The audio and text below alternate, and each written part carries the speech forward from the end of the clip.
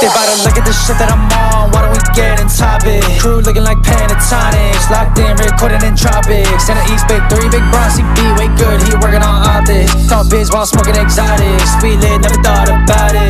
Cause they bout to look at the shit that I'm on. Why don't we get in topics? Sitting way back, all black, I'm talking. Feeling like Shaq, I weigh my options. In the East Big 3, Big Bronzy B, way good, he working on optics. Talk biz while smoking exotics. It's saucy, all the project. What's up? RCR Presents MSD Sports, and we back at it with another episode. My name's Sam, also known as YBK. We got Mikey over here. We got David Camden over here. And let's go, Mikey, introduce yourself. Mikey, introduce yourself. Y'all already know what time it is. It's your boy, Michael John. You can find me on Instagram, YouTube, Facebook, all that, at Michael John DeStefano. I'm with my boys. This is the MSD podcast. We talking sports, we talking football season, and we talking all them other stuffs too.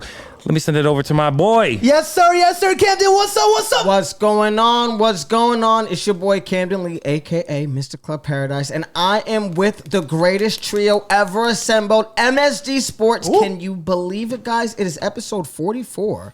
I mean, this has been an amazing weekend. We're wrapping up on, I think, probably some of the best sports I've seen in a while.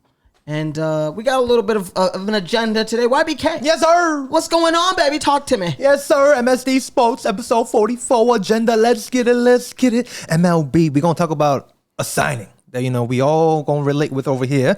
We're going to talk about a few, off-season moves over here. NBA, we got a month away from the All-Star break. Trade rumors are rising right here. Trade deadline is coming, so let's go. But we got the NFL Wildcard Weekend, 12 teams, 6 games. Now we got 8 teams, 4 games. Let's talk about it. Let's talk about everybody. Come on with it, baby. MLB, everybody. GM, YBK. Yes, sir. What's going on in the league? Talk to us.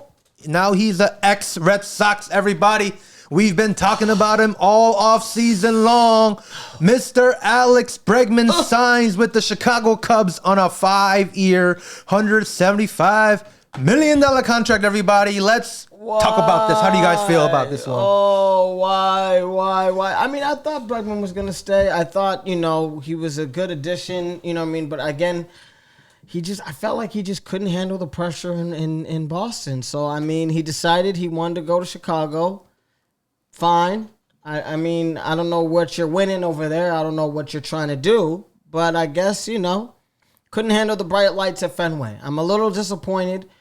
It's not a complete loss. We do have some other tools in the shed, but it's on to the next. It's on to the next. And listen, there was definitely an inclination that he might be dipping out when he declined the player option, which was like a fair salary. But that's because people are willing to pay free agents a lot of money especially when the free agency market is kind of thin. So now you just got to shift your attention to the next players now, right? Because Kyle Tucker's still out there. Don't think we're going to get him because apparently he's fielding $50 million per year offer from the Mets, possibly. Disgusting. Way too much money for us, but I'm sad that Bregman left, but he wasn't very healthy last year.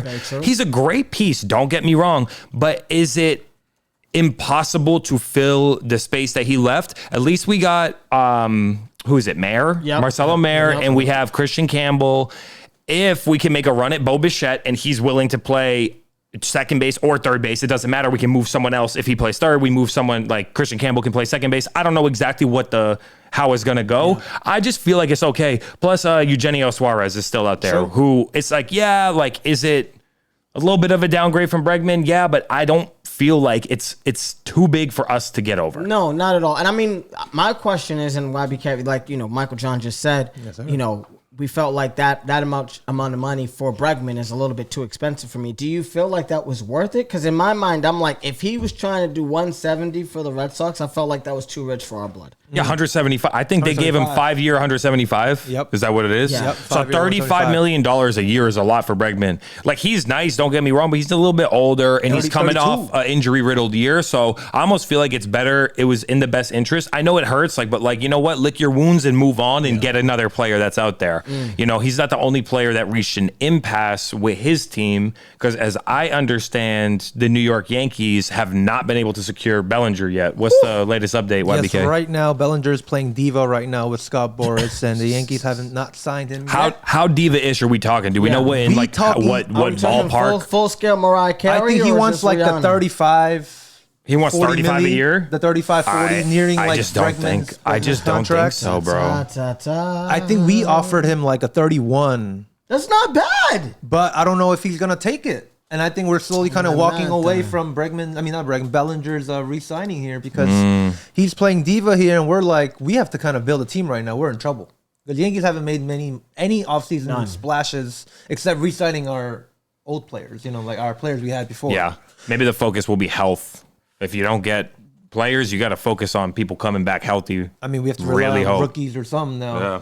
Because right now, even with the pitching side, Garrett Cole and Carlos Rodon ain't coming back till May, June, they say. So damn. So it's going to be a little bit. Right now, they're saying like Freddie Peralta from the Brewers. Okay. Now we're looking at some trade targets here because now, of course, now still Kyle Tucker, Bo Bichette, like Framber Valdez. Those top free agents are still out there, but they're going to get paid big bucks. If you're not willing to pay Bellinger, I don't think you're going to go for one of these other ones. That's why I'm like, I don't feel like the Red Sox are going to go after like a Tucker. I think they're going to go for a Bichette. Because if we didn't want to give enough money to Bregman, why would we give the ballpark of what's being offered to Tucker? And that's what I feel like the same. Maybe it's the same story. But I feel like value wise, if I was the Red Sox or the Yankees here, I would fight to get Bo Bichette here. Get a nice young fielder that can give you quality hitting.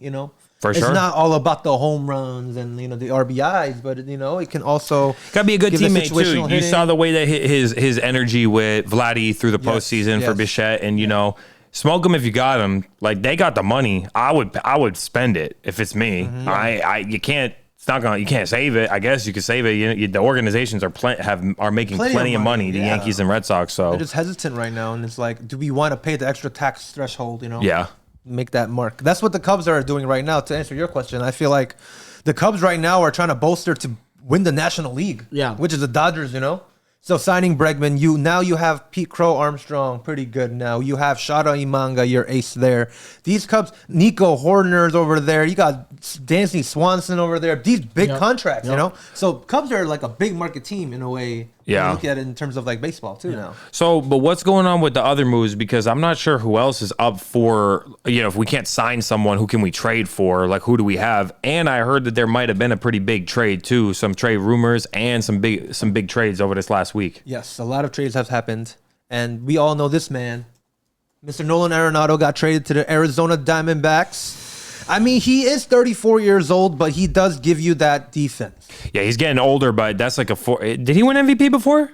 No. Damn near it, finished top 5, top 3 or something. But he won a I feel like he's had some crazy. He had like a few good years, like a few strong years. Yes, so yes. I guess we'll see. He's never won an MVP, but he has 6-time platinum glove and 10 gold gloves. Not bad. Okay. Defense-wise, he is stellar. But he still gave, when he was early. Bro, those early seasons was crazy. He was to be that sort of player, hitting 40 home runs, 130 ribbies is crazy. But he's still solid. Like I agree. He gives you that veteran presence and the defense. So for the Diamondbacks, I don't know. Maybe you could see them in the playoffs as well. That's what the National League's doing. I feel like what it is, it's like the Chiefs when they were in their dynasty too, where it's like, we got to beat the Dodgers first to get out of this AFC National League, to even go to the World Series. Yeah. If you get out of the National League, you'll probably win the championship. You probably win because you got the juggernaut, yeah. The only question I have is that do you feel like both the Yankees and the Sox, with the Blue Jays kind of doing an extra push in this offseason, do you feel like we have to wait till the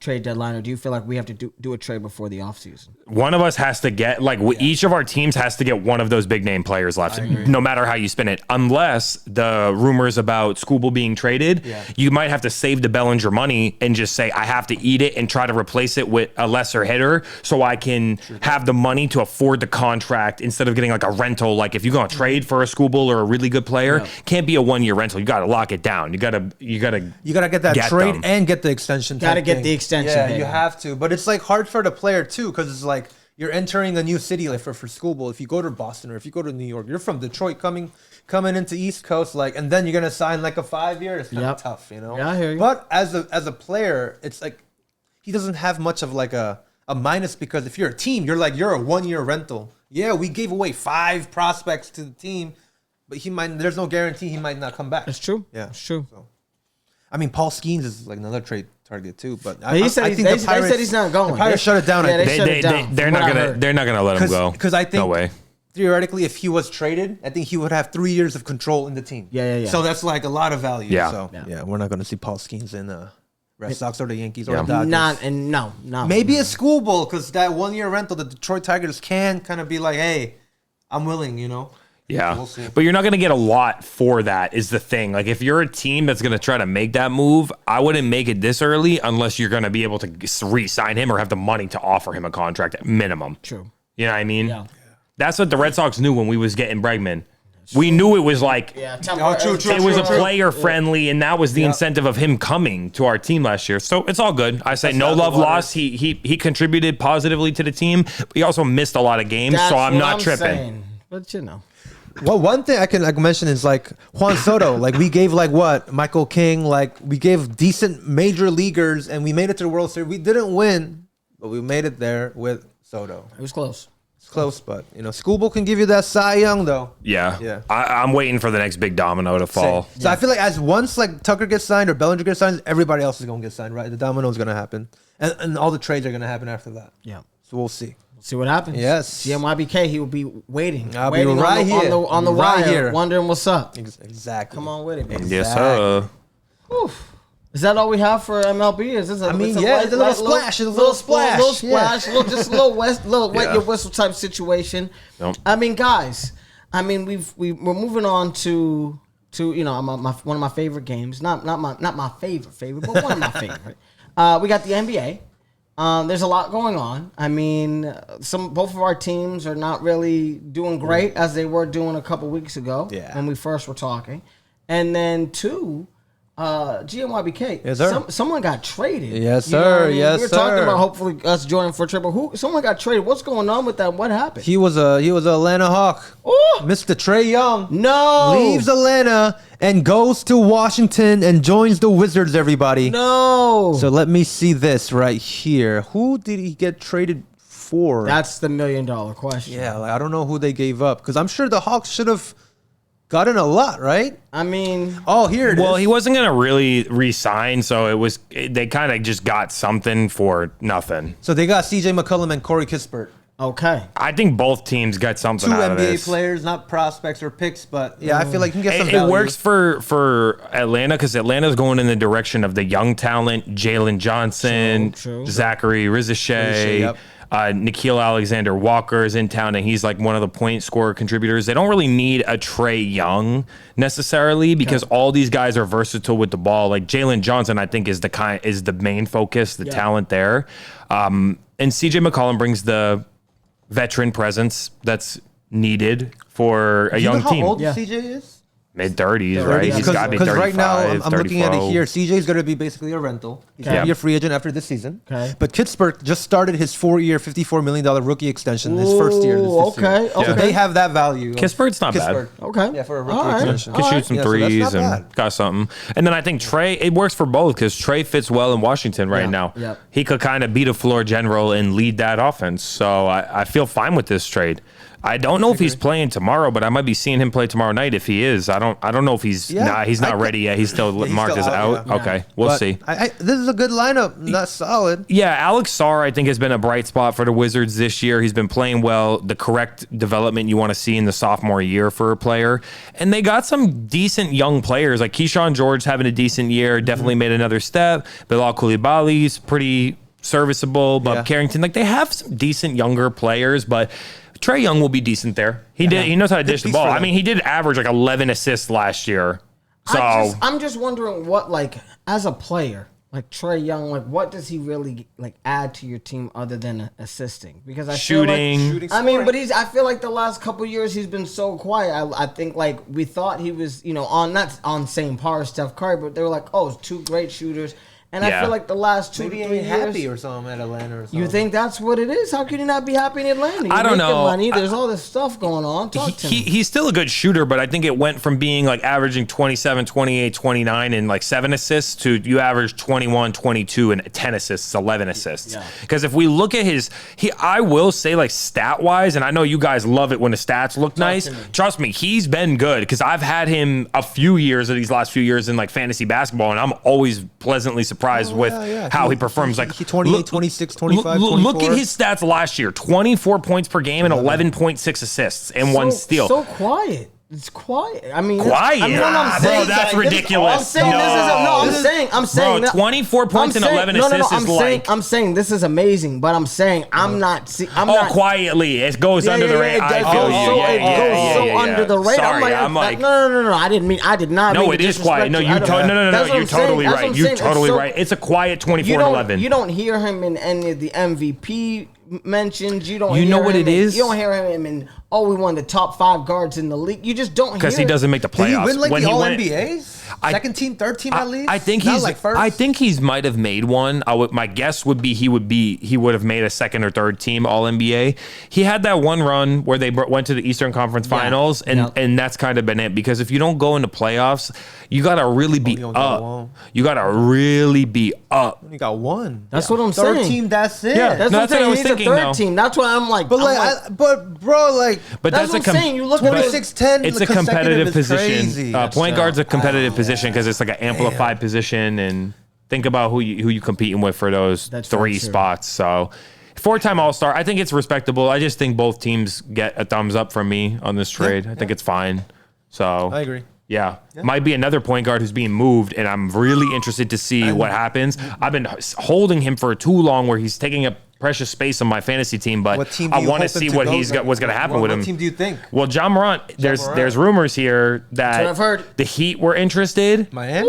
Heat, Welcome and what was to Miami. What was the other team that was interested? I forget. I saw another team that was interested. I would like to see him moved. It seems like it's not working out there this year.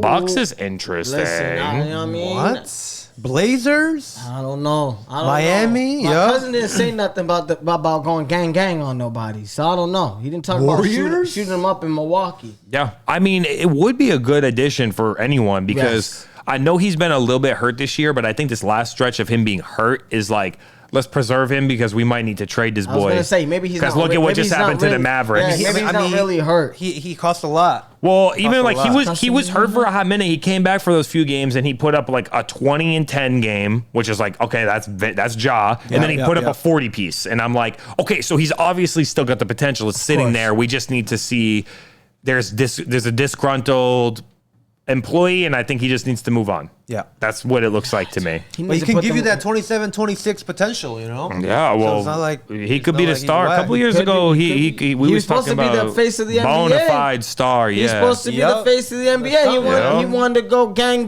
on him. I'm like, listen, Pimpin'. Wasn't there? We don't got to go gang right now. We ain't got to do all that. Craziness. Okay, never mind.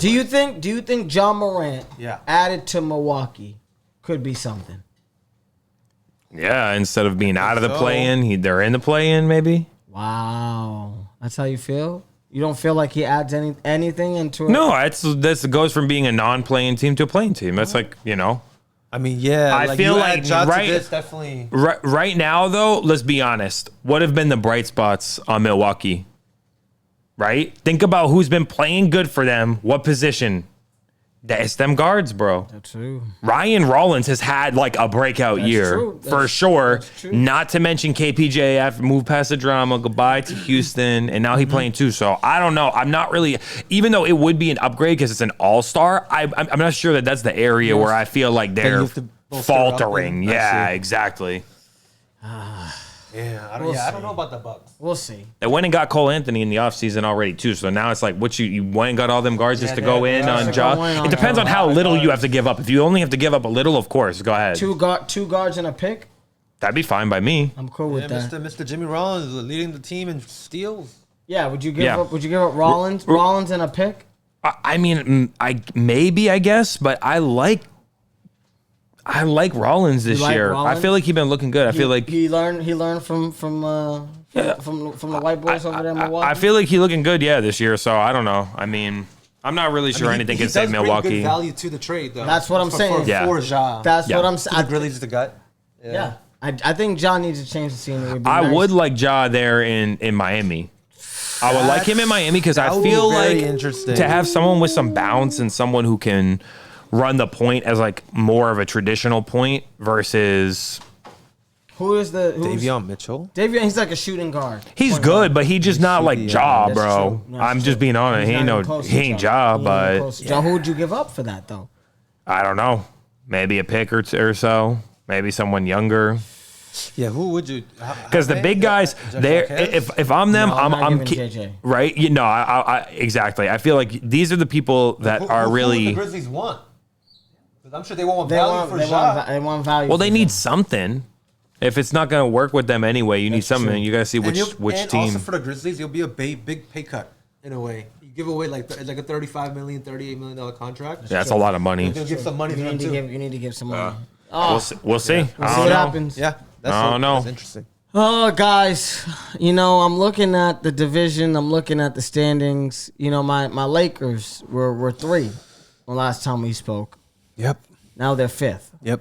And dropped. They're just dropping. I mean, I don't like it. Looking up, I don't know, man. I don't know. Is the old age catching up to us? What's going on? We in a 3-game losing streak, bro. 3-game losing streak. Quick LeBron nerd hype right here. News by JMYBK. LeBron James has a new patch in his jersey only for LeBron James, everybody. The 23 LeBron James patch with the color with his old team colors, I think. He's going to wear it every game, everybody. Why? And what is that for exactly? For him, because commemorate his 23rd year of NBA. For extra glaze, yeah. Exactly, extra glaze. NBA it's like what MLB glaze. does to Shohei. Okay. NBA doing that to LeBron. Nah, he deserves it. But I love it though. Oh yeah, he deserves it. That's fine. Because as for card collectors, I'm not hating. Yeah, every card. I think because I saw that they're gonna take his patch every game. Every game? Yeah. So on all the jerseys, So Topps might make cards for all of them games. I'm with that. You never know. I'm with that. I would love a LeBron 23 patch. Listen, that'd be some big money. But yeah, that's a quick LeBron. Lakers, bro, are regressing to the mean. Yeah. And that's what it is. Their defense is not that good, and you got a lot of players who I feel like is. Our point differential is still negative. It's minus 0.6. Yeah, it's still not. But you have an MVP caliber player in Luka. Maybe Austin Reeves will come back healthy and y'all could do something, but I don't know. I mean, I just feel like the age is just catching up to us. What piece do we need right here? I don't know. Is it age though? I feel like y'all have a relatively young team. I feel like it. I feel like just Luka, Austin, DeAndre Ayton, Rui Hachimura, Jake LaRavia. Yeah, I guess you're right. Like Marcus has been around the block for a minute. That's what I'm saying. But I mean, that's just them too. Jackson Hayes, Marcus, Dalton Braun. Connect. They're all pretty young. I feel like it's not it's just a lack of cohesiveness to me. That's what it feels like. They need some time to get it together. They ain't got no dog over there. You feel me? Like Luka will drop buckets, and I feel like they got Marcus Smart because he was supposed to have that dog and put a little bit of fire under everybody, but he doesn't got the legs like he used to. So I feel like we're missing. We're missing that fire. We lacking hustle. We're missing that. You know what I mean? Of course, Braun is 41-42. Like I saw a video the other day where he just let the guy go. And he just went for a layup. That's what I'm saying. And I'm like, okay, this is kind of like out of the line here. Like 42 LeBron. If you at least show your boys that you're still doing it, that's what I'm saying. Your boys will still get pumped. Come on. And show you more. Come on. Why man. not? Come on. I don't know. If you ain't trying to reach for the stars, man, your team ain't trying to reach for the universe. Exactly. I gotta figure it out. That's what I'm saying, I gotta figure it out. I'm just like, come on, dude. Come on. Now, I don't know if it's an Austin Reeves situation where he's really the dog that's really running the lifeblood of the Lakers when, you know what I mean, when they're winning. When he's out there? When he's out there. I don't know because he's been out. So. I feel like I've seen a lot of like pump Austin Reeves out there at the court. It's ridiculous. Yeah. Mm-hmm. AR-15. Come get it together, pimpin'. Yo, when he coming back? Yeah, get it No, together. he's out for a hot minute. What do you... Didn't he hurt his grade 2 left gastro? I can't say that. He was going to be reevaluated in 4 weeks, 18 days ago. So you reevaluated. Like, he's out for he's out for a few weeks. And he's gonna be on a minute restriction, I'm sure, when he comes back. And then so hopefully we're baby making the play-in. That's what you're looking at right now. I mean, they'll be all right if they can figure some out. But y'all gotta win. You gotta beat the bad teams too. That's what I'm saying. So, and if we don't have the legs under us, that's what I'm worried about. Yep. One team I'm also a little bit worried about. Yeah, which one? What's going on with the Boston Celtics, man? Lost a few. What's going on? Lost a few close ones. They lost a close one to Denver, and Denver's got all them injuries, but they're Their youngins is coming correct. Lost a close one to the Spurs. Yeah, and then we lost a really close one to the Pacers, which was annoying. I don't know if y'all peeped Joe Mazzulla, but he, in his post-game conference. I was going to say, that's what I was asking. Yeah, illegal screen. That's all he said. Illegal screen. That's all he said. Illegal Same screen. answer. I'm like, dude, what's going on? I mean, here's the thing. The fact that the NBA sided with Mazzulla after the fact is well enough. Yeah. But still, what were you saying? You got to beat the Pacers, though. Like, you can't be in a one possession at the end against the whack Pacers right now because they obviously are having such a difficult year. But Celtics have been a little streaky, and that's what happens. Pritchard has a really bad game, and no one else. You know, it's only JB can only do so much. I'm not worried about JB. I'm worried about Pritchard. If this man could just average 14 a game every game, it'd be fine. But one day he wants to average 20. Next minute he wants to average 4. Yeah, he's averaging 17, but it's like a 30-piece one night and then like 7 points another. Like, that's like where, you're like, can you be consistent? Because you know what I mean, you're hot and you're cold, baby. You're yes and you know. Yeah, exactly. Make it make sense. D White, though, to me, is a key factor in all of these games. I think defensively, they need to have their identity be where we're locking you down, but their identity this year is offense because offensive efficiency, they're still top 5. Yeah. It's just, I would like to see some more from them, and I guess we'll see what happens. This 3-game losing streak when we had a chance to get a little lead on the Knicks, but the Knicks is also losing right now too. That's what I'm saying. But it's interesting that we was like, you know. They need one of their younger stars. I don't know who it is. But the same way that Pritchard came alive a couple of years ago and started doing damage, they need a guy to start doing that offensively. I feel like defensively, they've been doing pretty well. I feel like they've been holding teams down on some of these young guys. But they need one of these young dudes, either it's a small forward or a forward, to just be like, all right, I'm going to start putting some buckets on John. Let's see what's popping. Yeah, well, who's going to be the anchor off the bench? Yeah. Is it going to be Sam Hauser? He hasn't really been consistent, and he's a great shooter, but he hasn't been consistent. No. It's not. Luke Cornett was a good little rim protector, great off the bench, came in that center place back up. And not to say that Luka Garza isn't playing good for where he's at, but we need I guess maybe it's going to come from one of these positions. I think Anthony Simons still has a chance to get his offense going a little bit more. Maybe he's got to be the one that comes off the bench and can get it. He's so little. But we projected him to score that's what we like a 20-piece per game. But he's not even 6 points. Well, I think he's the minutes. Yeah, exactly. Because he's not playing. He's our bench. He's the back. He never started. That's what I'm saying. He's the backup. He plays 24 minutes. He averages 13 and a half points. But we need a little bit more of a pop from him because it doesn't feel like the same 14 points that Pritchard was averaging a year ago where it felt like effective. We need it more because our team isn't as deep. But I think it's all right. We just need to keep, we need to get a win. Nurse this second spot, a second seed, third seed. We don't really need to catch Detroit. I mean, we have Jason Tatum, so I'm not really sure we need to try to get something this year. I will just wait for the off season because if we're already still fighting for second, third seed, that's where we're fighting in seeding for the East right now this year. With the year moving on from all our pieces from last year, this is great. That's a great place to be in. So we'll see. I think we hold tight right here. Let's see what's up. And I think we finish with a 3 or 2 seed. I'll be very happy. Yeah. 3-2 seeds, great for a rebuild. That's what I'm saying. For a rebuild year, dumping contracts with our star player on the sideline. And then y'all find Quetta to be good, immersion. Hey, y'all figured it out. Pretty good. Y'all figured it out. I like that. I mean, is there anybody else that's surprising you guys in this NBA circuit? What's going on? Any other crazy news that you feel like you guys want to hit before we move on to the Big Daddy Kane? I gotta say shout out to the Nuggets for still winning games with their whole lineup being cooked for most of this year. I want to see. They're doing pretty good. I just feel like the fact that you still winning games with all them injuries that they've dealt with is crazy. It's great coaching, man. I know. At the end of the day, it's great coaching. Yeah, because there was a time recently where Jamal Murray was the only starter healthy. But they've been winning games still. They've been still sticking around. That's what. Oh wow, Hardaway is in. Hardaway Jr. Yeah, it's in the Nuggets. Yeah, he's on the Nuggets. It's a good. Right now, it's good to have. Playing pretty well. Yeah. Peyton Watson playing nice because they need the big guys to come in. Oh yeah, wow. Peyton Watson been playing nice too. So shout out. We'll see. We'll see what happens. I think that's the biggest threat to the Thunder at the West. Any quick predictions that you guys want to throw out real quick? Because I have something that has to do with our boy Trey 5, Mr. KD. That I think, you know what I mean? I just saw him do a little game winner on Phoenix. I think Phoenix is in the sixth seed right now. I think they can make it to the 4th seed. Okay. I think they can make it it's to possible. the 4th. They're two back. 4th or 3rd. I'm looking at they're going to be top a three. top. I think I'm looking at a top 3 seed. I think with Denver getting hurt, I think Phoenix is going to ascend. Phoenix is performing higher than my expectations Come was. on, Same. man. I thought they only got Devin, but Come on. KD. He's doing what he's got to do, baby. But Devin's doing all right. Devin's doing all right. Anywho. Yes, sir.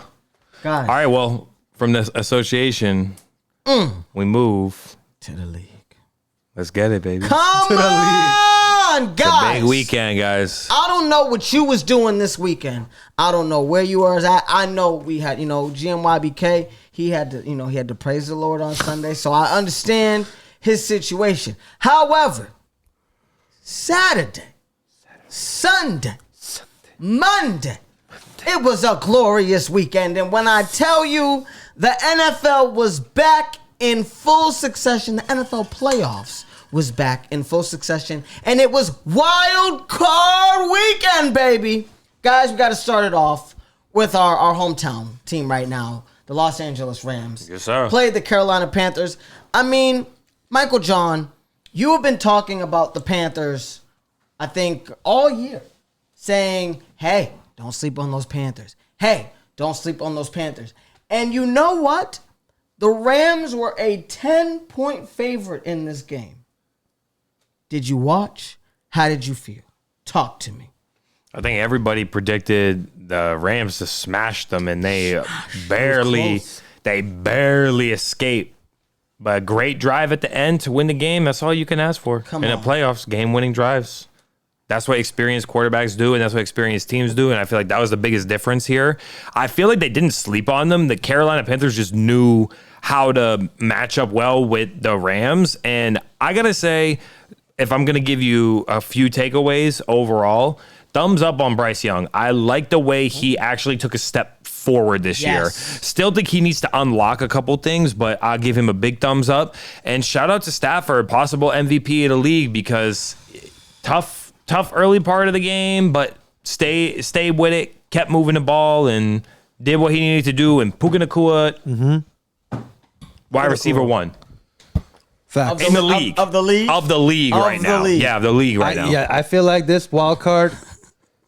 We didn't see JSN yet in the playoffs. We have not. But right now, as of right now, I take my JSN right now. Puka Nacua, wide receiver number 1. Listen, number one. I say give shout out with that veteran Matthew Stafford. Leadership, big place. I mean, just to start off the weekend, you know what I mean? The entire public is thinking, like you said, Carolina's going to get smashed. Matthew Stafford throws for 300 yards. Puka Nacua has 111, 10 receptions, and a touchdown. I mean, one guy that I put a little bread on, Jalen Cooker, he was at 3.5 receptions. The man had 9 receptions for 134 yards. The best game of his career. So I really was able to see, okay, these boys were really doing their thing. Like you said, Michael John, shout out to Bryce Young. Because when you got benched about last year, I thought you about to be out the league. I thought you was going to be a backup. I think you solidified yourself as getting a little bit of a payday coming up this offseason. The question is how much? And they picked up his option, I think, already. Did they already pick up the option? 5th-year rookie. 5th year, $25 million or whatever it is? Yeah, I think it might even be like 30 or something. It's good for 1 year. Young. I don't know exactly how much it is, but I'm pretty sure they picked up his 5th-year option, which is a smart thing to do because you're the one in control of it. Yeah. So how much is it? Let's take a look. No, 37 guaranteed? No way. much? Oh, 27. 27. So 27. right in between. Cut between the middle of 25 and 30. Yeah. It's not bad. It's not bad. I think he deserved it. I think that they showed promise. One big thing that stuck out to me is what happened to Rico Dowdle, because I felt like he was a big storyline, especially thinking about fantasy football this year. Rico Dowdle went for them 200-yard rushing games, but what happened to him down the stretch? Because we really didn't. I'm not sure what happened to him. I don't know if Chuba Hubbard had 46 yards on 13 carries. He had 2 touchdowns. And I don't know what it was if maybe Chuba recently signed that deal last year, so they were like, "Hey, we know what you're used to, and if Rico drops the ball for us, we're not gonna be satisfied. But if Chuba, if you lose it, we're okay." And I think he really solidified the fact that he's gonna be there next year. I mean, Rico was hurt for 1 week, and then boom. I don't think he ever really played ever again after. Yeah, they lost the plot with him down the stretch, and I feel like it kind of hampered them a little bit. But shout out to Tet McMillan, a lot of young, a lot of good options for. I feel like it's a year for them to build on. I'm excited for them for next year. I think it's a year for them to build on. I'm excited for them for next year. Don't forget, almost got a playoff win. Don't forget, you got to give shout out to Michael John for rooting these Panthers from beginning of the season. He did. I got to give it to Michael John. Go to the wild card. The thing is this. It's true, but it's also like that division is pretty weak. So that's why in my mind I was like, I just had a feeling that Carolina was good enough and that Tampa Bay wasn't good enough this year.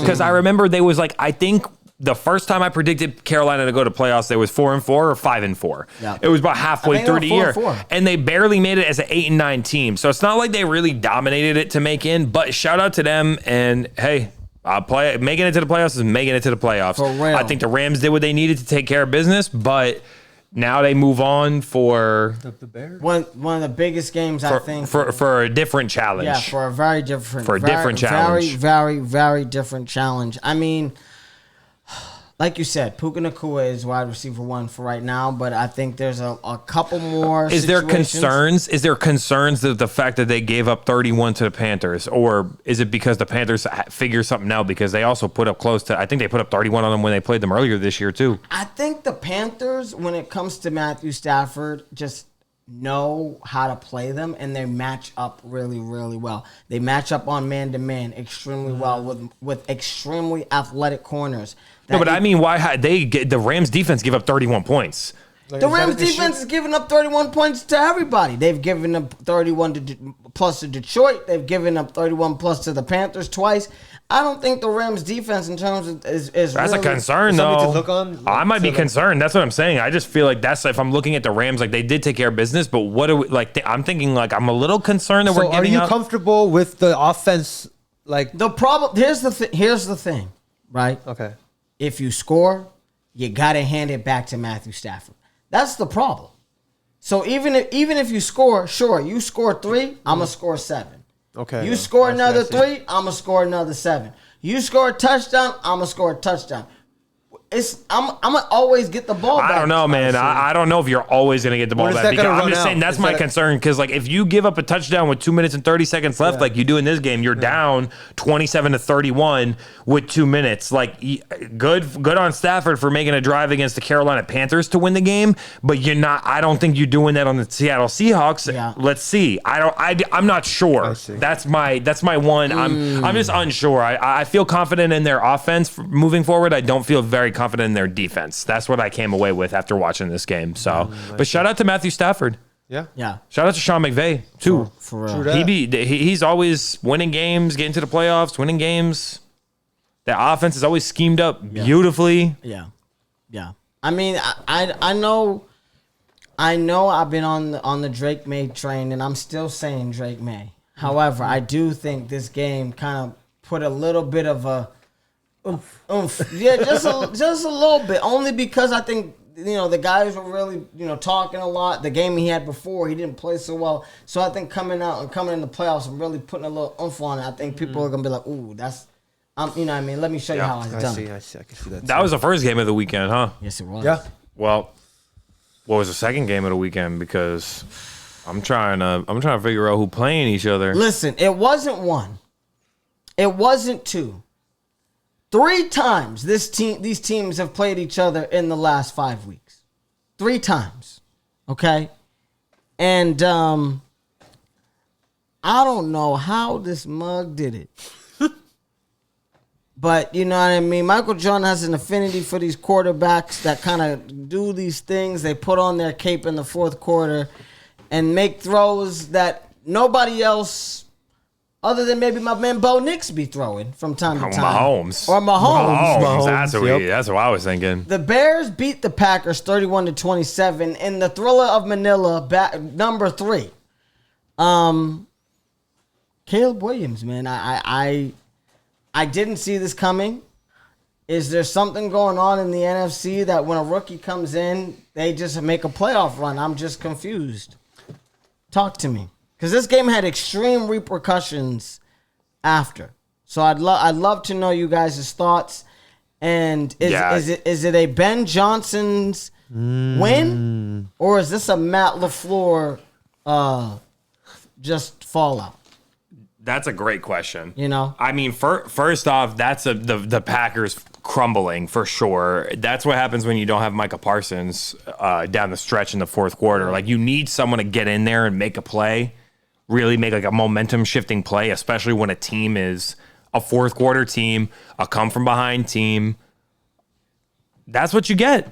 That's what they've been all year, though. That's what they've been all year. I think that they said that was the 6th or 7th time that they won when trailing at the 2-minute warning. Yep. In the fourth quarter. Way. Yes, bro.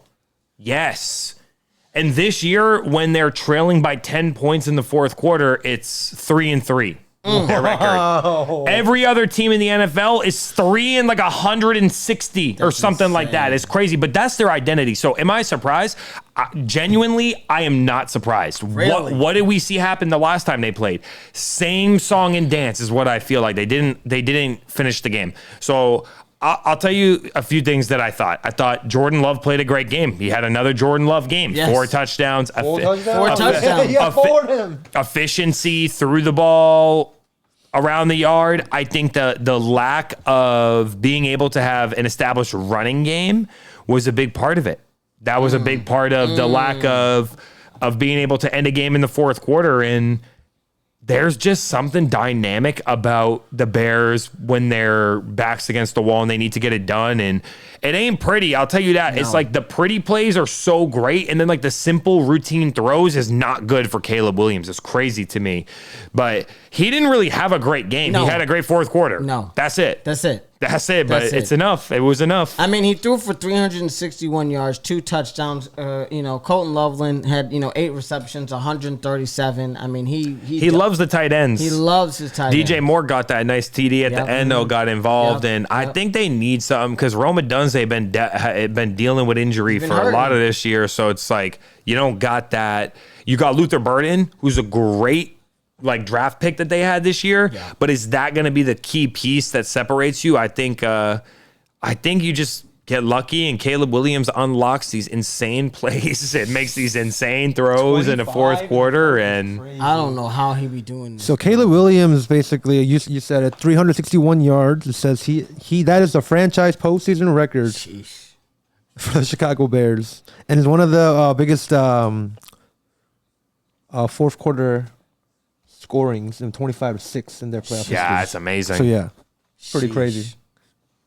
It's insane. I wouldn't rely on that. Recipe, but it's hard to go against them at home when both of these teams were kind of similar and they were 1-1 against each other. It felt like that sort of game where that home field advantage was a difference for sure. Because once the momentum starts rolling and stadium gets rocking, your quarterback starts feeling good. Locking in, yep. Yeah, made a big difference, and they ran the ball just a little bit better.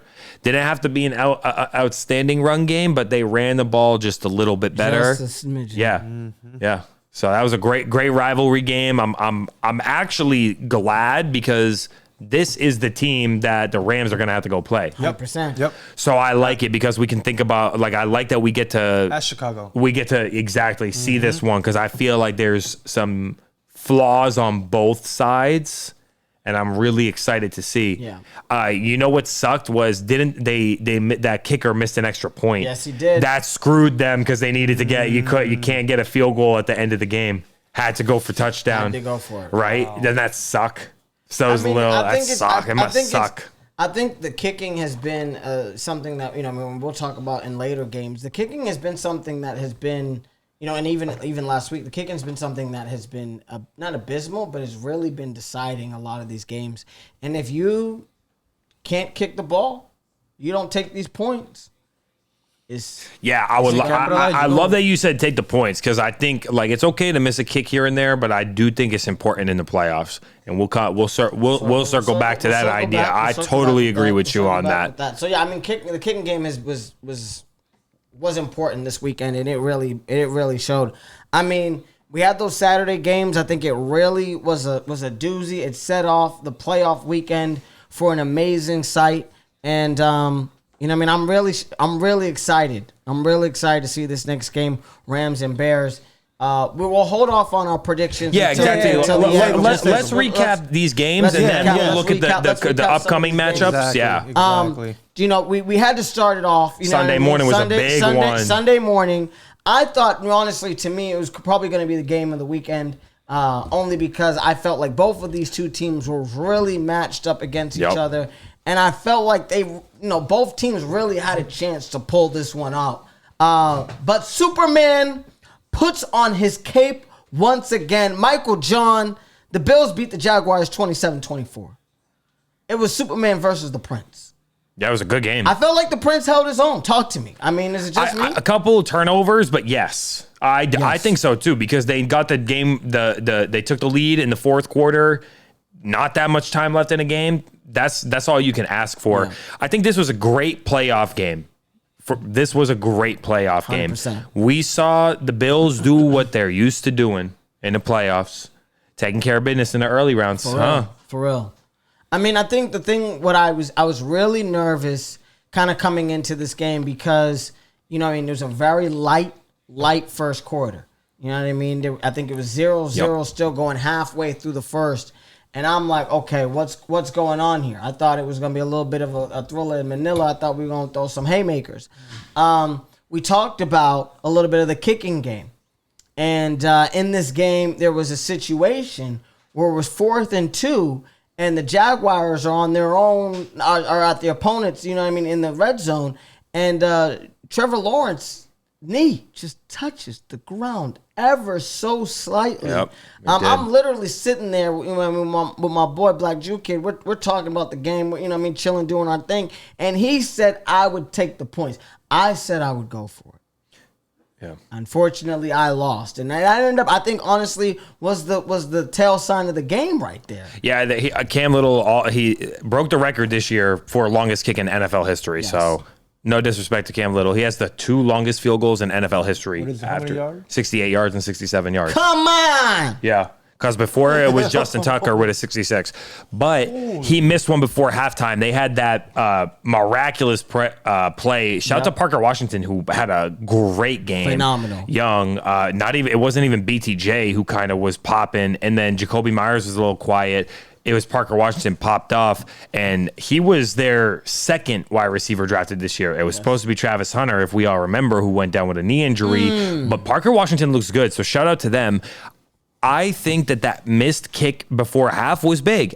I'm not faulting him. It's hard to kick a last-second field goal from 50-plus, 40, high 40s. Yeah, it's not easy.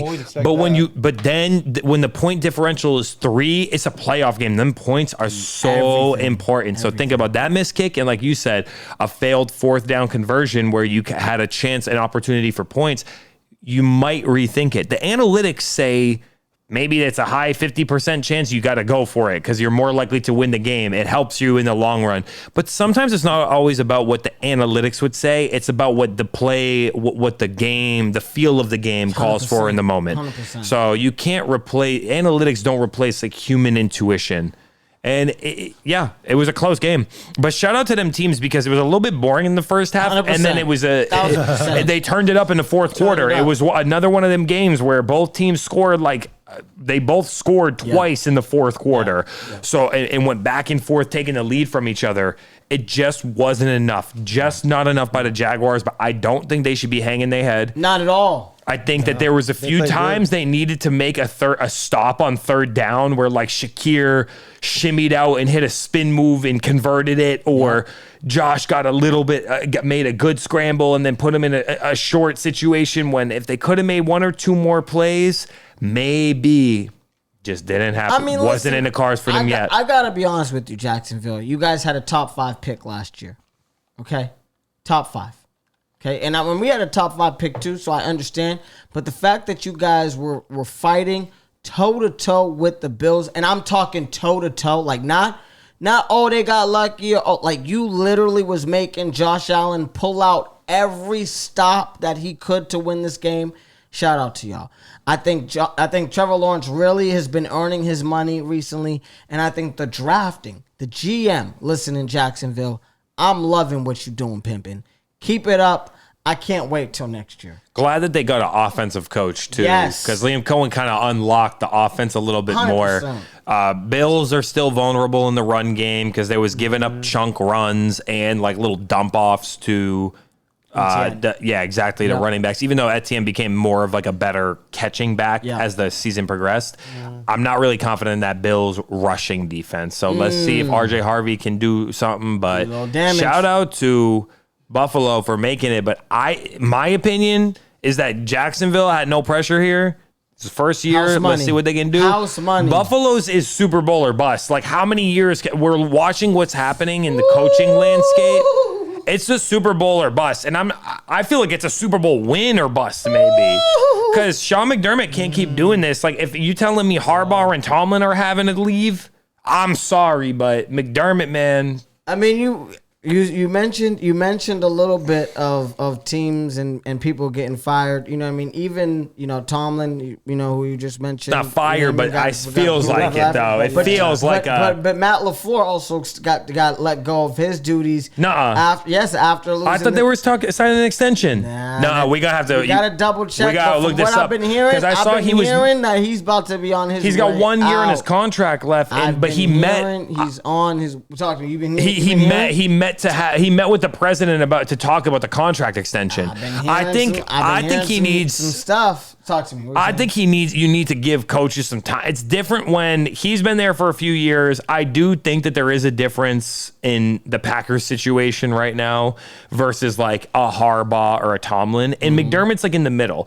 But how many years can you make those runs when you are like the favorite to do it? Whereas Green Bay is not quite that overwhelmingly a favorite. Are they really like that? They should be winning though. You got a great quarterback like Jordan Love. You got a decent running back. You got a decent defense. Maybe he gives them one more year with Micah Parsons. But I mean, it was a tough. I mean, here's the thing: when it comes to the Bills and McDermott, like we're going to talk about in this next. You got to win in the playoffs. You got to win right now. And if you don't win when the floodgates is completely open for you to win, it's over. The storyline is there for you, Josh Allen. Come on, baby. The Chiefs aren't there. Come on. It's your time. You got married this year. You got your shorty pregnant. Yep, got the kid. You're about to be doing your thing. Come on. This is your year. Come on. You got a ring. Come on, get another ring, baby. Come on, get another ring. Oh, guys. I know Michael John and I have been talking about this team all year. And I gotta give my condolences. It's okay. To my boy, YBK. R.I.P. R.I.P. There will be no repeats. There will be no repeats. Back to back. Year, guys. No repeats. The wool was pulled over my eyes too, so don't worry, because Patullo.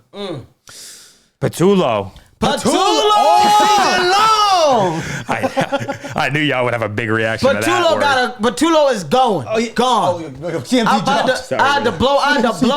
I blew CMC real quick. Listen, okay, like I said in the last podcast, if you guys weren't listening, if the Philadelphia Eagles lose this game, send Kevin Patullo's behind packing. They lost this game, and the boy got fired. So shout out to that at least they did something right this year. Go flip birds somewhere else. Oh my God. Not in Philadelphia. Freaking ridiculous, Kevin Patullo. No hype man turned to no offensive coordinator after a Super Bowl win. Listen, it is. What are you? It is 23-19, okay? You have a chance. You're in the red zone to win the game. And the play calling that you decided to throw out had Jalen Hurts rolling his eyes. Michael John, talk to me about this. How did you feel? I'll say this. I do think it was long overdue to move on from the offensive coordinator, but I'm not even going to put the loss on. I'm not going to blame it on him. I'm actually going to say it has to go to Sirianni because you hired the offensive coordinator. That was your handpicked choice, and you should have fired him hella long ago. You didn't do it. You wanted to let your friend finish out the year, and now you guys can go talk. Maybe you see him in Cabo or something. I don't know. So I'm gonna actually not blame Patullo for this. It's too late. We talked about it last week where I said I like that Sirianni was talking about I need to be more involved in the play calling and making sure to lead the direction. Well, it didn't work. Great first quarter for Saquon, got him going a little bit, and then that was it again. It just there's something not clicking with that offense. It's been long overdue for them to get it done. Yeah. The defense did enough to keep them in this game for long enough, but Quinion Mitchell. In my mind, Jalen Hurts didn't really have a patented Jalen Hurts playoff performance, especially home performance. Shout out to Sirianni for being 5-0 at home before with Jalen Hurts. Yep. Now it's 5-1, and I didn't see nothing special from none of them. Dude, I'm gonna be honest with you. I've been fortunate enough to see the Eagles in person with my own eyes, and I've been watching them on TV. AJ Brown gotta go. Yep. That boy been dropping passes like nobody's business. The man I used to have glue on his hands. I don't know what it is. He got rubber. I don't know if he got deflect me. I don't know what's happening, bro. Because when I tell you, I've seen you drop passes in real life. I've seen you drop passes. So I know it ain't AI. So you know what I mean? I know it ain't fake. So make it make sense. Yeah, he's got to go. Yeah, he's got to go. He has to go. I got to blame AJ Brown for this. I blame AJ Brown and Kevin Patullo for this game. One, because AJ Brown, you couldn't deliver. And two, because Kevin Patullo is a complete idiot when it comes to offensive coordinating.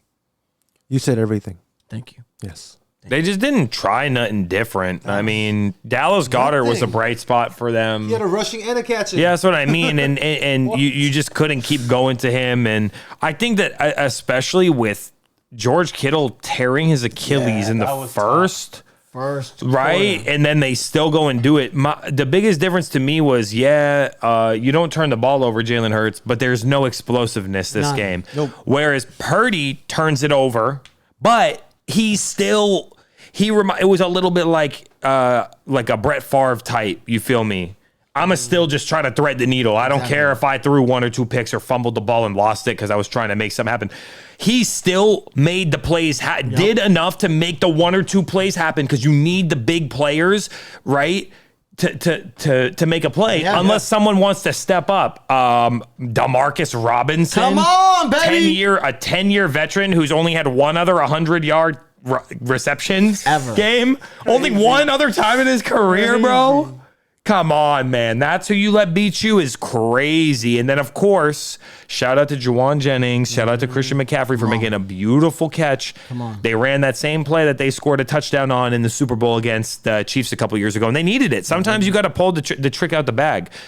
There was none of that for the Eagles. Nothing. And I think that's the thing that I saw. I didn't see any trickery. And even the trickery that I did see was very mediocre. I mean, I understand Jalen Hurts isn't running the ball like he used to, but at the same time, I still feel like Kevin Patullo, you had no creativity, no understanding of what the nuances were of the offense, not how to spread the team out. I just, oh my gosh, it was They didn't get into enough situations this year where they could use the tush push, whereas the last couple of years were like, oh, this tush push, is it stupid? Is it overdone? Should we vote it out? And this year, the Eagles didn't even use it well. No. Actually, the highlight of the tush push was Josh Allen getting pushed 10 yards on a 4th and inches from the 10-yard line, getting pushed 10 yards into the end zone. That was the highlight. It was the Bills, really. And so...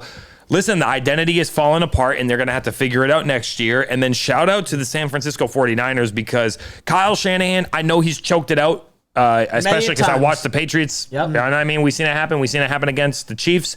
Shout out to Shanahan for taking all these injuries and it keeps happening and they're winning. They find a way to win. You found a way to put your players in a position to win. They got the game-winning drive and the defense did just enough. So shout out to Saleh, shout out to Shanahan, and sorry to the Eagles, but no repeat champions. It's tough. It's a tough thing to do. Like I said, if it wasn't for our boy Vrabel, I would give Shanahan. I'd give it to Shanahan and Saleh, because when it comes to the job that you guys have done with the 3rd, 4th, 5th, and 6th string players that you guys have had, the replacement players that you guys have still been winning on, shout out to y'all. Yeah. Shout out to y'all. Y'all see me.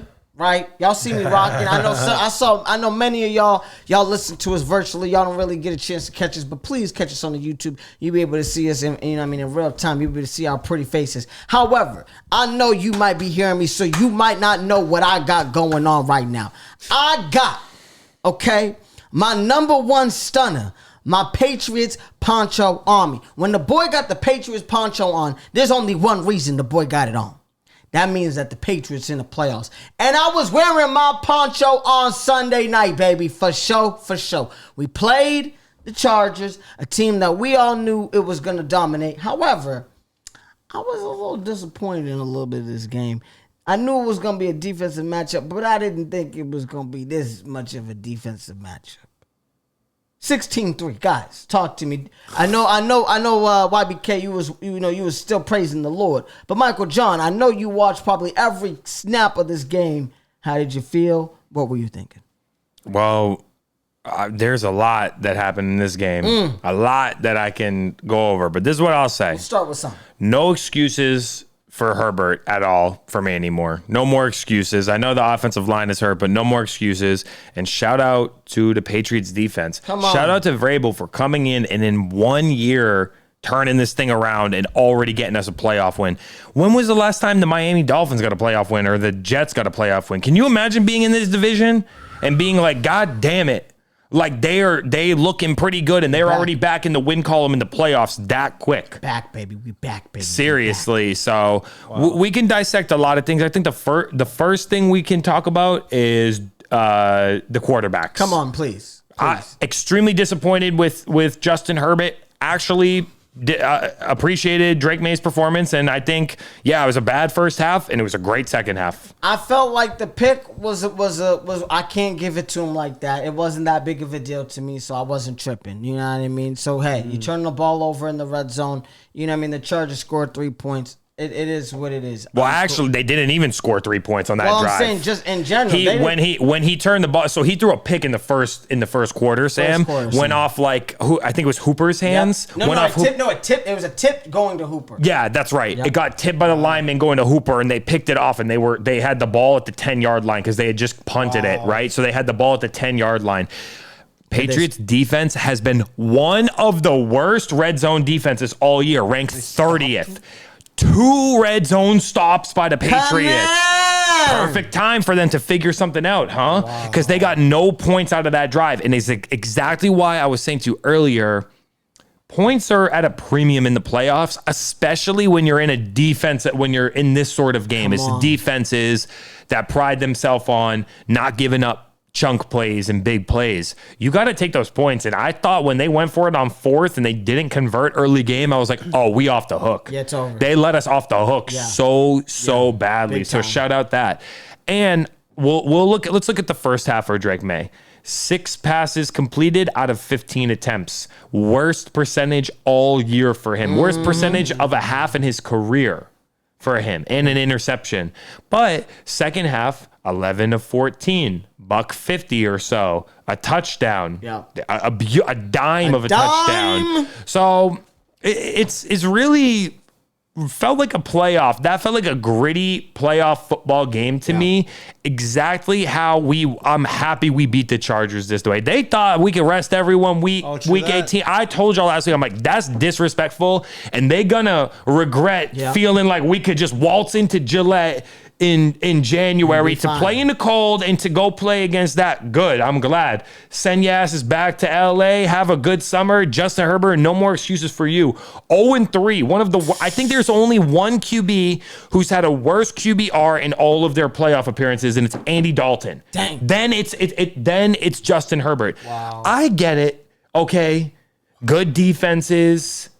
Your offensive line is hurt. There's no excuses. Your defense did more than enough to keep you in this game, and you couldn't make it happen. Way more than enough. I mean, if you look at this game, it's 9-3 going into the fourth quarter. 9-3. So both defenses are doing exactly what they need to do in order to win this game. And I was a little nervous going into the fourth. I felt like we had control of the game, but it was like we couldn't put them out. We couldn't deliver the kill shot. We couldn't deliver the kill shot. I was like, y'all keep hanging around. My biggest criticism in the second half was Drake May taking that sack and fumbling and letting them stay in the game when we're like, guys, just end the game already. And I'm like, just finish them. I'm like, come on. It's like one of them cats. You know, we both have cats. It's like when they find a mouse and instead of killing it and, you know what I mean, do what they got to do, they play it around with a little bit bad in it. Finish that thing. Finish that thing, pimpin'. Finish that thing. I mean, Drake May had 268 yards with a touchy. I think it was great. I mean, the rushing was crazy. I was going to say, let's shout out to Drake May, who had the longest rush of his career because he took like a 30-yarder or a 37-yarder. There you go. That was the longest rush of his career so far.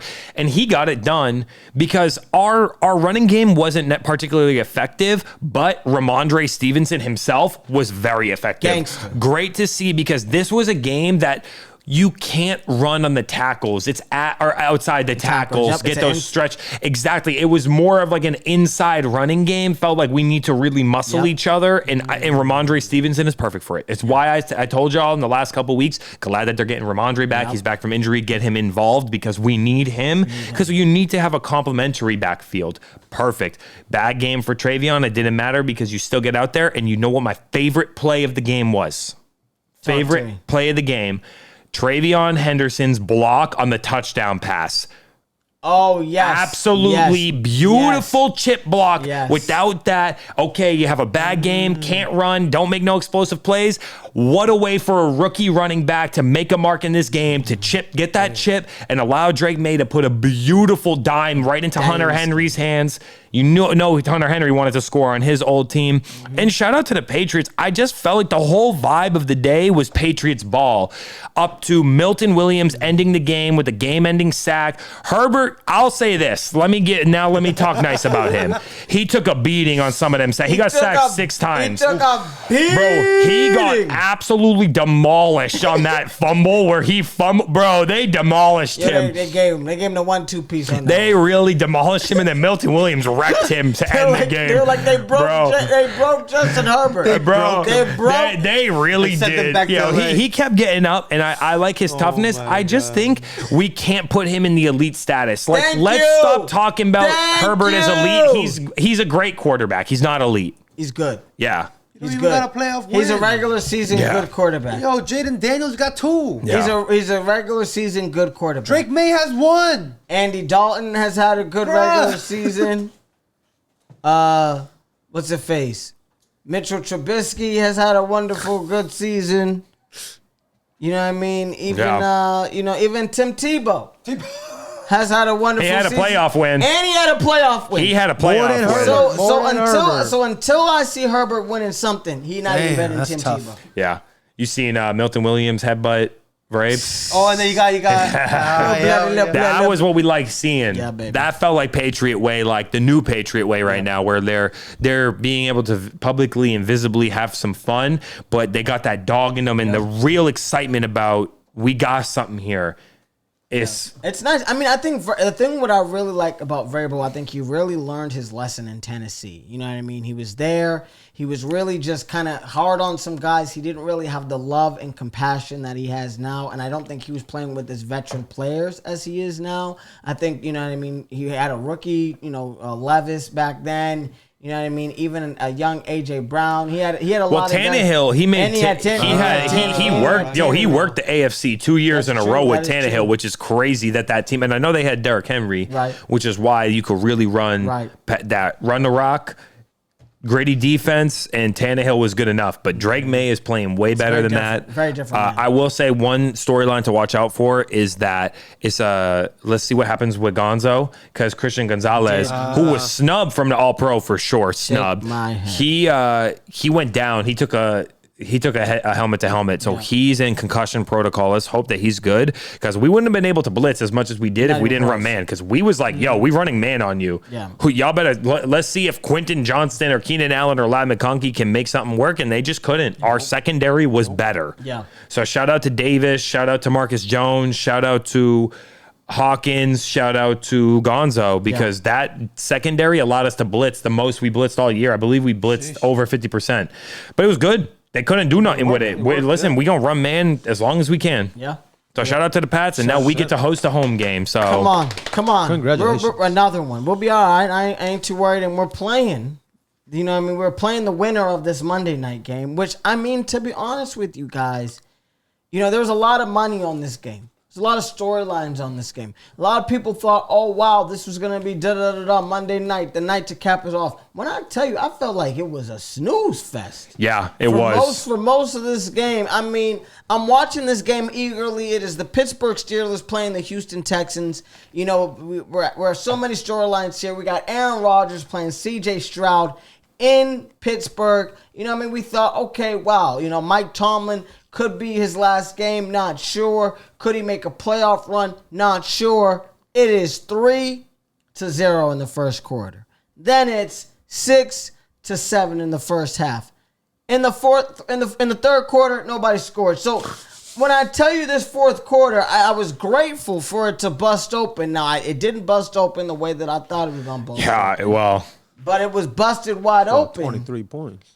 Yeah, but you know how they two defensive touchdowns, right? It is scary. Pick six, and what was the other? Was there a fumble? It was a fumble recovery for a That's touchdown. crazy, right? I feel like that's a sad way, because that has to be it for Aaron Rodgers, I think. Yeah. I think that has to be it. They had a great first drive, but didn't look right after that. And I think that's it. It's a sad way to go, but in my mind, you said it perfectly, Camden. I bought into the story of it all, and I got the wrong script, because the NFL, the script writers, they had to take a sick day right quick. I guess they had a sick day randomly last minute. I didn't catch the memo. They had a sick day because that Texans defense, we all knew like they should whoop that. They should be whooping the Steelers, but we all kind of was like, nah, we seen the leak script. Like, we know they got to give Aaron Rodgers one more game. And I felt like when you watched this game, you felt like the script was right the whole time. I'm like watching it. I'm like, C.J. Stroud getting hit, fumbling the ball, throwing this. Nico Collins got a concussed. Nico Collins getting concussed. I'm like, oh my gosh, this might happen. Pittsburgh Steelers might win a playoff game. This might be unbelievable. But what happens every single time we bet on the Pittsburgh Steelers? We get sold because, they make it to the playoffs and then nothing happens. I mean, I felt like DK was literally non-existent coming back after a 2-game suspension. I thought he was going to make a lot more noise than that. Yeah, he had a bad drop to this game. It was a couple players that had drops this weekend. Listen, man. I mean, at the end of the day, like Tom Brady, Aaron Rodgers might go out with a pick six. And it just happens, I guess. You win an MVP or two, win a championship, you're going to throw a pick six to end your career. Yeah, that Texas defense is serious. Too good. I'm a little scared because our offensive line looks suspect. Listen, my question is, if C.J. Stroud plays the same game that he played last week or this week, are you really that nervous? Because I think the Patriots would mollywop them boys. Well, I don't know if I'm not quite sure how bad we would win, but I will say this. I do think that this is a great matchup, and we ain't going to put up 6 points. I think we could definitely put up more than that. Is it going to be a 30-point game? I don't think so. Could we put up 20, 21, 23? Yeah, for sure. We should. Okay. It's tough, man. Tough. Damn. Yeah, kind of a whack last game of the week. I'm not going to lie. Yeah. That was kind of a whack last game of the week, but I love that it set us up. So we have 4 matchups, huh? Yes. We have 4 matchups now set in stone. Yes. And you know what's interesting? It's the 1 seed versus the 5 seed on each side, right? Yes, it is. Is that how it is? Yeah, so or the 6 seed, actually. What is Buffalo versus Denver. 1 seed versus the 6 seed on each 49ers, time, and then the 2 seed versus the 5 seed. Yep. Yeah. So SF versus Buffalo's going to Denver, which Seahawks. is crazy. Yep. You said Seahawks versus San Francisco. Yep. And then you got the Texans versus the Patriots. Yep. Is the schedule released for? Oh yeah, it is. Yep. Nice. Yep. So, and then we got the LA Rams. Ooh, 2 games Saturday and 2 games Sunday. And we got Chicago. That's Chicago. Let's get it. I'm excited. So Buffalo is going up to Denver in the afternoon. They're going to play a Saturday afternoon game. I think Damn, so that's a boring. short week. It's a short week for Buffalo. Bro, really short week. And Denver is relaxing for the last. Yeah, but they rested. whooped them last year kind of in the playoffs. You remember that? They did give them the business. rested. Denver came out with one wonderful score to start the game, Yeah. and then it was a wrap after that. I'm not gonna lie to you. I feel like this is gonna be a defensive game, and if it's a defensive game and Denver is not up by 20, I really think Buffalo's gonna take this game. I'm a little nervous. You lean in Buffalo, huh? I am leaning It's in hard to pick Buffalo. against Buffalo because they've been here, done that. But who's actually been the better team this year? More consistent? Who has the better defense? Is the offense difference that vast? Or it's like, I feel like we're looking at it like basketball a little bit right now. Right. Basketball in the playoffs, it ain't about who's the higher seed. It's about like who has the one game changer, that one player that's the game changer on their team. And it's Buffalo in this case. That's how I I feel. made the mistake of going on Jacksonville, even though Jacksonville did what they needed to do did to what win they that needed to game. I made the mistake of going against Buffalo last time. And if I make the mistake again, so be with it, because I'm going to have to lean Denver, I think. I have to, because they're the number 1 overall seed. They're Damn. playing at home. Buffalo's defense has been bad Denver? all year. Yeah, I'm going to say I'm giving Denver like a 27-20 win this week. Wow. I just don't know how long the magic can last. And can you just simply say my game plan is to put Josh Allen on my back? Now, let's see if James Cook can get going. He did not get going this week, but they were able to make it work because Josh Allen made a few plays. Brandon Cooks got open in the back of the secondary a couple times. Khalil Shakir made a couple plays on 3rd down when you needed a first. You really need a first down to keep the drive going. I don't see those plays happening against Denver. I just don't see them making those plays. If it does happen, I wouldn't be surprised. Denver 27-20. Wow. YBK. All right. I need a minute. All right, you need a minute. I'm gonna stick with what I told Josh Allen. This is your year. Patrick Mahomes and the Chiefs are here. Come on, Superman. I'm going Buffalo. 23-14. Oh my gosh. Oh, I didn't even write Buffalo. I feel like, honestly, guys, and if you guys are listening to the podcast, this is a make or break pick for me. Oof. I just feel it in my gut and feel it in my bones. What's it telling you? See, the problem is my mama said that she got the script leaked. She said she got the script. Oh. She said it's Denver and the Rams. Damn. That's what she said. She said that's the script. She said she got the script. That's the script. Do I want to go against Mama? I'm feeling like Superman or Bo?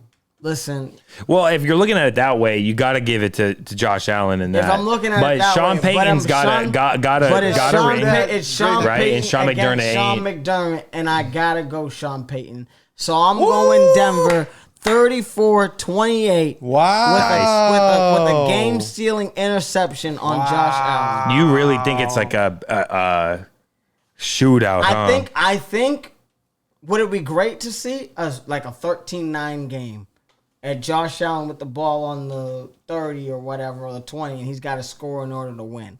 It could be that, but I think I just see. I feel like after seeing what Bo Nix did last year, throwing that dime piece to start the playoff picture, I think they're not going to hold him back anymore. I think Sean Payton's going to say, if I'm going to lose, I'm going to let him lose. I'm going to lose letting him out. I'm not going to lose just relying on RJ Harvey. So I think it's going to be a shootout, 34-28. That defense was rivaling for the most sacks of all time. That's how many sacks that Denver had. They fell short of it, but they can get some They pressure. can get some pressure. They can do some things. Sheesh. Listen, okay, we got the next game.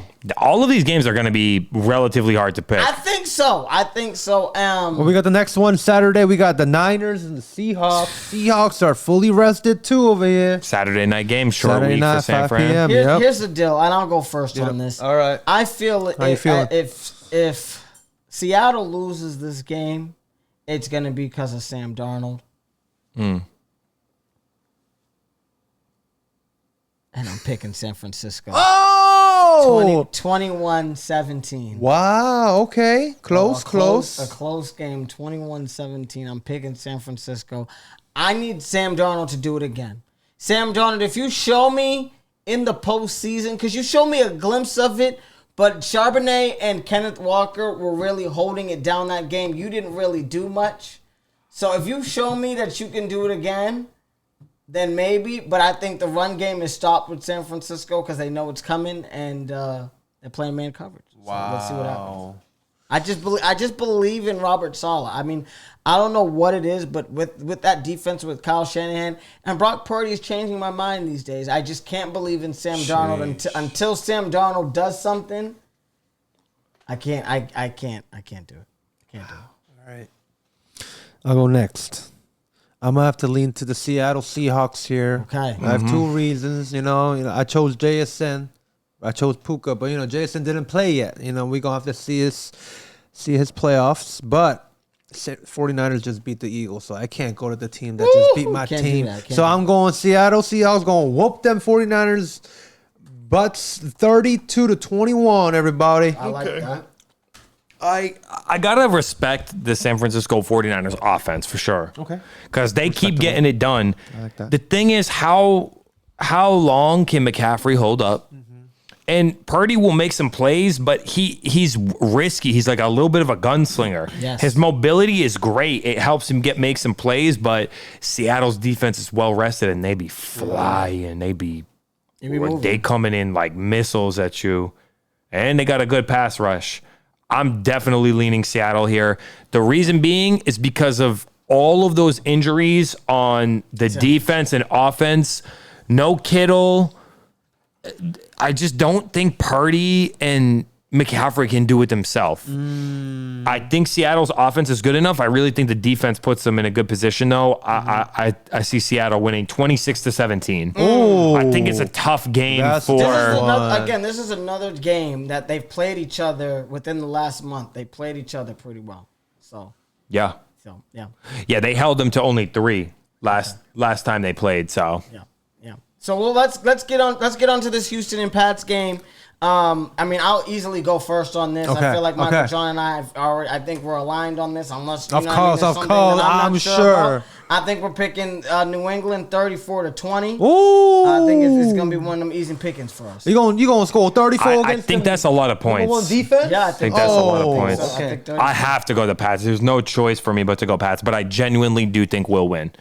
It's hard for any team to come into Foxborough and play. Nico Collins, perhaps with a concussion, we'll see on a short week. Are we playing Sunday or Saturday? Sunday. 12, the first one. 12 Yeah, o'clock. but Texans played Monday, so it is a short week for Texans still. Yeah. So I just think that's a hard ask. I think that their defense plays tough. We just came from playing a tough defense. They never beat anyone good. They don't beat no playoff teams. Well, we're 1-for-1 this year, and we're about to be 2-for-2. Okay. So I'm going to go Pats 24, Houston 17. Okay. All right. YBK, talk to me. I'm going right here. Y'all gonna score the same score you did, 16-10. Wow. Patriots. 16-10. Damn. It's gonna be low scoring. Low scoring game. I respect the Houston defense for sure. All right. We got the last one. game of the week. Woo! I think the magic runs out for Caleb Williams. Puka Nacua and Matthew Stafford are still those ballers. It's going to be the Rams 42-20. 42-20? 42-20. Holy. All right. I'm going to have to go Rams here. Yeah, I'll go Rams, man. Stafford, Puka Nacua. 34-10. Oh, it's going to be good. Michael Jones. I had to really quickly look at what we was looking for. Oh, the weather? Yeah, I'm looking at the forecast, guys, and it looks like it's going to be cold. It's going to be brick. and there's a small chance of snow here. Come on. So like, because I had to like take a second. I'm not even sure what the conditions are in Foxborough because I just was thinking about it. Rainy conditions, wet conditions, cold conditions really make a play a big difference here, right? Yeah. So it's hard for the team from the warm city to go into that cold city and get it done. However, the Rams have a really effective offense. Really effective offense, and the Bears seem to just be scraping these fourth quarters from behind. So, this is tough, guys, because like my brain is telling me yet again to go to Rams, but something tells me that the Bears can do something. Oh shoot, they've been doing it. I don't see it either. I didn't see it when they was down when they scored 0 points in the fourth quarter last week. So what you doing? We're going to go 24-23 Chicago. 24-23. And another 2-minute warning comeback. There we go. That's it. Divisional rounds, everybody. 4 games. Listen, you know what I mean? On the next episode, we definitely got to talk a little bit about the repercussions of this weekend and things that are going to be happening next weekend. Yes, sir. It was an amazing NFL segment. I mean, a great Playoff football is always fun, guys. Always fun. Playoff football is always fun. So RIP to the Eagles. So I guess we cheering for the Patriots now in this podcast. I gotta go all in on Patriots here now. PATS Pets. Let's go. Yes, sir. RCR Presents MSD Sports, man. I am so excited for the divisional rounds, and I'm sure you guys are too. My name is Sam, also known as YBK. You can find me at YBK up in here. We got Mikey over here. It's your boy, Michael John. Sir. Y'all already know what it is. Yes, Instagram, YouTube, and shout out to Next Pole Media. That's true. Tap in. Yes, a lot sir. of great content that came out this last week. And shout out to my brother Camden. Yes, sir. We got Camden here. You can find him at Mr. Club Paradise. Let's get it. And we'll see you guys. Oh, yes, sir. Golf content coming. And we'll see you guys in the next one. Peace.